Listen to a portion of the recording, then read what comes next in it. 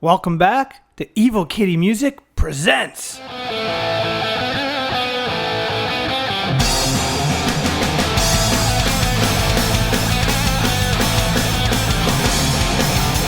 Thanks for checking back in. Honored to have you. Anyway, I want to thank Brittany and I want to thank Pepsi for rotting all my teeth out. Just kidding. It's my drink of choice for many, many years. Today we're going to talk about one of my favorite things to do as a musician, and that's collaborating with other musicians. When you're writing a song, there's really two ways you can go. Number one, you can have the entire song worked out in your head. You know exactly what you want, and you can either do it all yourself, or you can bring in other musicians and tell them exactly what you want them to play, kind of hired gun style. The other way to go is you come up with a concept or a part of a piece of music and you send it out and you let other gifted musicians kind of do their own thing with it and kind of make it their own and kind of take it to new places. I love that. And being part of a musical community where you can get asked to play on somebody else's pieces is amazing.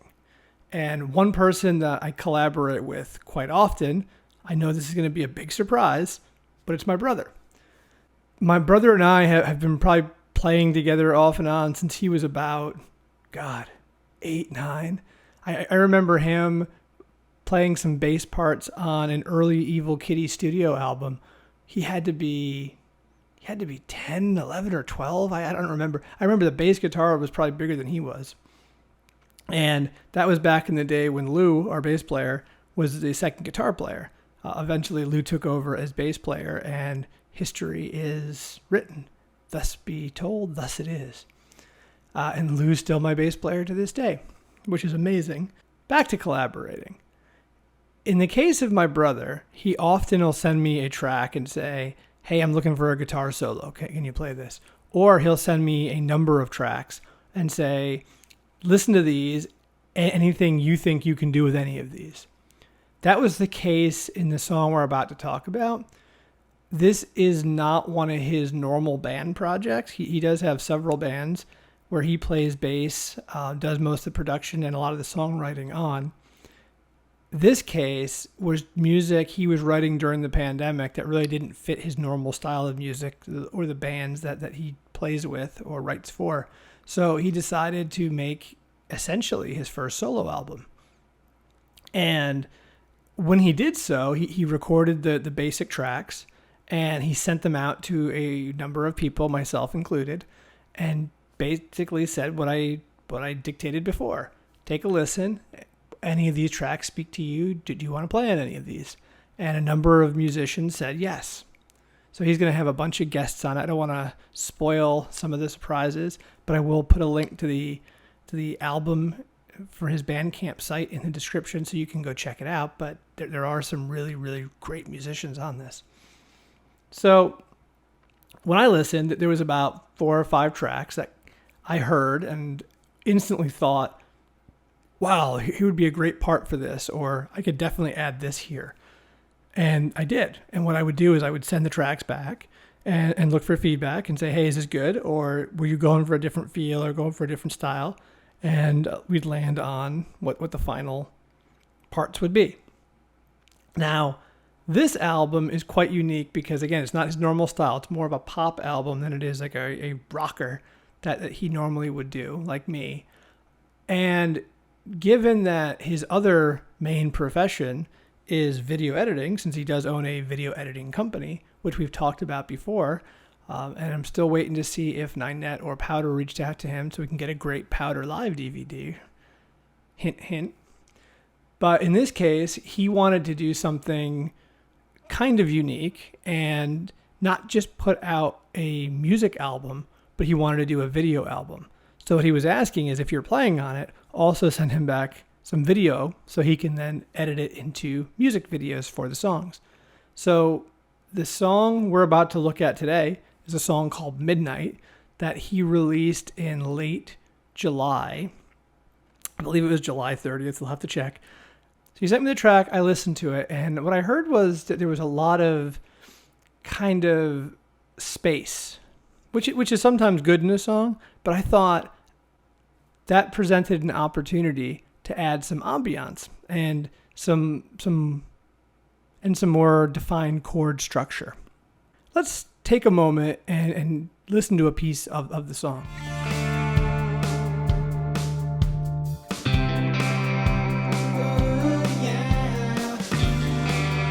Yeah, that's about the vibe that I'm going for here.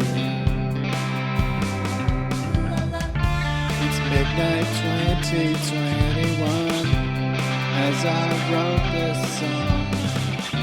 That wretched year is over. Time to move on. So this album also features some added background vocals and production work from the goth band Abbey Death. Now, the background singers are courtesy of Valerie from Abbey Death, and anybody who knows my brother or knows that scene may know that Val and my brother played together in a band called Putty Root, which should be coming out with some new music that I may or may not have contributed on, and would love to have it out so I could talk about it. Wink, wink. In the lyrics of this song, you actually are going to hear references to Amani, which is Amani Coppola, who you might know from her MTV hit back in the day. Also very active in, I know, commercial jingles and other music projects, is a tremendous, tremendous musician. And he talks about green jello on television. Interesting fact, my brother was a member of Green Jello, or maybe that's kind of like when you're president, once a president, always a member of Green Jello. So I guess he's a member of Green Jello and toured with them back in the day. Played for their two opening bands, but then ended up playing for Green Jello as well. So he's close to both those artists. Okay, so there's two guitar parts there. But there's that lead part that underscores the vocal and goes something like...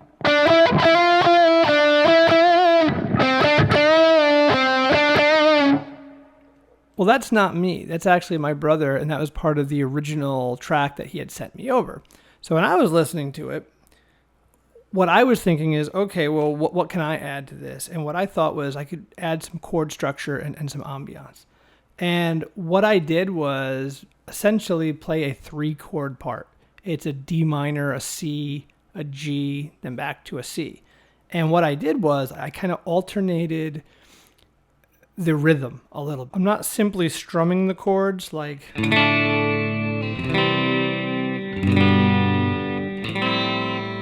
which maybe you could do, but I'm playing it in single note. So with the riff, what I'm doing is taking the D minor and I'm playing the notes from high to low. So I'm doing the high E string, the B string, the G string, and then I'm adding a vibrato bar. So it's just... Now for the C and the G, I'm doing the opposite. Instead of playing high to low, I'm playing low to high, still adding the vibrato at the end.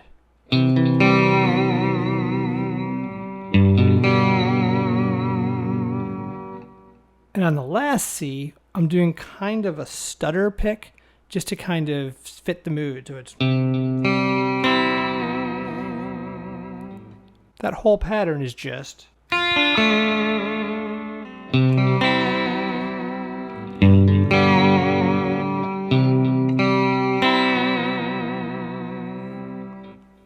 And then we come to the guitar solo. La Vivo, hey. Yeah, I was watching that.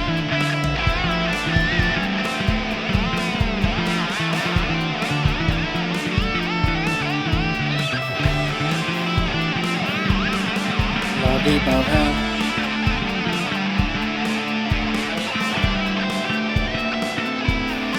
I'm totally out of the mainstream. Let me break into the mainstream.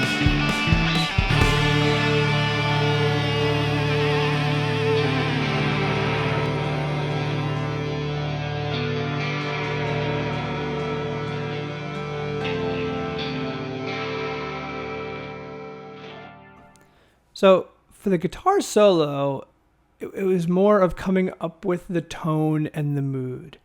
And for some reason, this song, to me, felt like something off of Public Image Limited. So Public Image Limited, this might be another album to check out. It's not necessarily an essential own like some of the other albums I talk about, but it's definitely one to check out. It's a 1986 release, and oddly enough, features Bill Laswell, who we talked about on the Praxis episode. And Bill Laswell brought in a bunch of session musicians to play this album called Public Image Limited. Interestingly enough, one of the session players he brought in was keyboardist Bernie Worrell, who we also talked about on the Praxis edition and who I almost got into a physical altercation with. If you missed that story, go back. I believe it's episode 4, and you get to hear all about this great instrumental, mostly album by Praxis. So other than Bernie Worrell, who did he bring in? He brought in Ginger Baker from Cream on drums, and the ultimate hired gun on guitar, Steve Vai. Now, at this time, Steve Vai wasn't the famous Steve Vai. This was recorded, I think, right before his first David Lee Roth album was released. So this is right before Steve Vai was about to become the Steve Vai we know today. So this is a little less flashy Steve Vai. And on vocals is Johnny Rotten from the Sex Pistols. So you basically have Cream, Parliament Funkadelic, Steve Vai, and the Sex Pistols in a single band. And I don't know what you'd expect the music to sound like, but again, it's very pop. It's not a heavy rock album. And Steve wasn't a primary writer on this album. He was just brought in to lay guitar parts. And I thought that would be a good kind of vibe to go for on this album. And that's what I did. So if you think about what he would have been using at the time, it was like a Strat style guitar, which is kind of like the gem I'm using, and like a Marshall Plexi type amplifier. Okay, so the solo, dirty little secret, when I record solos, most of the time I just improvise a whole bunch of takes until I get something I like. This one, I think, if I remember, was a first or second take. I was just kind of in the zone and it happened. So looking back, what I was doing is starting on the G string, because every sexy solo starts on the G string. So on the G string, we're kind of doing a pattern on the 7, the 9, and the 5, and we're using a lot of bends. The vibrato is going to come in the next section, but we're going to start with a whole bunch of bends. So it's...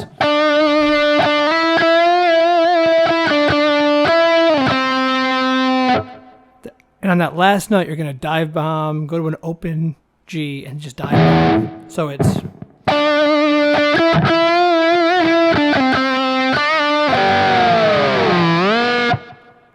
The next section is all your whammy bar stuff. And if I remember, it's still the 7 and 9 on the G. Then it's going to go to the 8 and the 10 on the B and the E, and all the way up to the 12 on the E. And just kind of get this kind of whammy rhythm going, like a...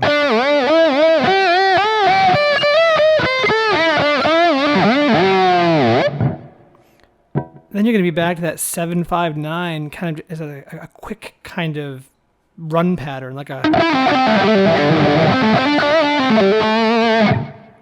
Might not be exact, but something like that.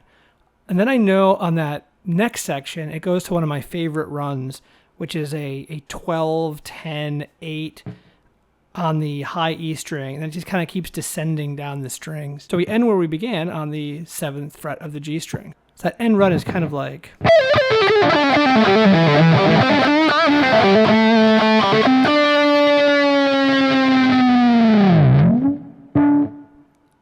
That's my best take on the solo. It's not exact, but it's pretty close. But like I said, it was improvised, so I'd need to go back and really track it note for note if I was going to play it live. But honestly, if I was going to play it live, what I would probably do is just hit the sections that are memorable.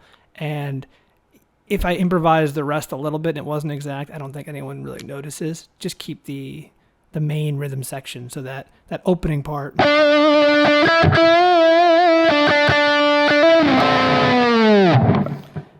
And then that whammy part, right?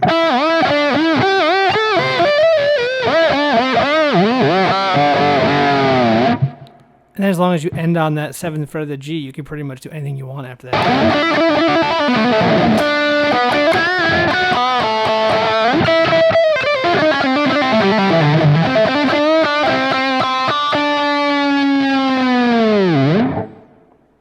and that's the solo to Midnight.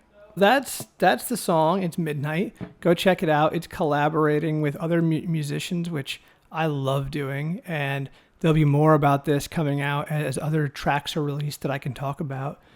And again, if you're interested in collaborating, let me know. Reach out to me either in the comments below, or if you know me personally, you have other means to get to me. And I'd love to talk about playing on some of your music. With that being said, thank you for tuning in to yet another, hopefully shorter episode of the program.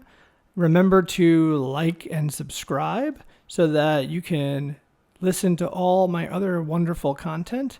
And if you're a local band, remember to leave your band links in our comment section. And until we meet again, rock on.